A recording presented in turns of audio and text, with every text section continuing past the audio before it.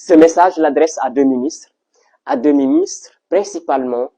Vous me diriez sans doute pourquoi, et parce que j'évoque des phénomènes dont la prise en charge est urgente, dont la correction nécessite tout de suite des mesures pragmatiques. Quand je parle du ministre de l'Intérieur, c'est par rapport aux interventions des sapeurs-pompiers qui arrivent avec beaucoup de lenteur quand il s'agit d'accidents et d'incendies à Dakar. Quand je parle du ministre de la Santé, je l'interpelle par rapport à la non-prise en charge de certains patients qui arrivent dans nos hôpitaux dans une situation qui nécessite une prise en charge urgente et pragmatique. Parlons du ministre de l'Intérieur. Vous me diriez, oui, mais est-ce que, Aliou, tu sais qu'à Dakar, il y a les embouteillages? Oui. Sauf que tout dernièrement, il y a eu un accident au niveau des échangeurs de Padoua. L'accident est survenu entre 2h et 3h du matin. Les sapeurs-pompiers sont arrivés avec un énorme retard. Les jeunes qui étaient à l'intérieur, en tout cas les deux qui étaient dans une situation plus ou moins critique, ils ont finalement succombé. Ça pose un problème. À 2 heures du matin, on ne pourrait pas parler d'embouteillage. Donc, il y a forcément un problème de coordination dans les services.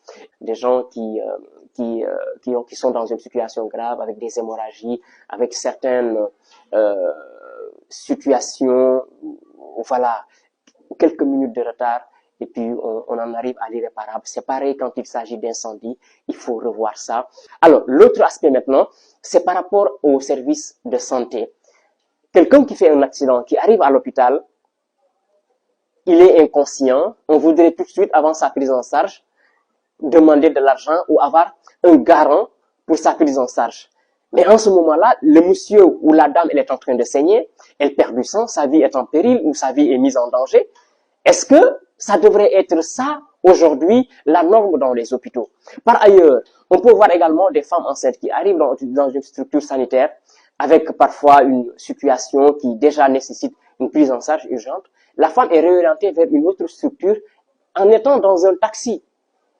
Et rien ne garantit même qu'avant qu'elle n'arrive là-bas, quelque chose ne va pas se produire. Pourquoi pas la mettre dans une ambulance, la réorienter? Pourquoi pas appeler un service à partir de l'hôpital même pour savoir quels sont les hôpitaux ou les structures sanitaires disposées tout de suite à prendre dans l'urgence une femme qui est sur le point d'accoucher. Et c'est des choses comme ça qui arrivent dans nos hôpitaux.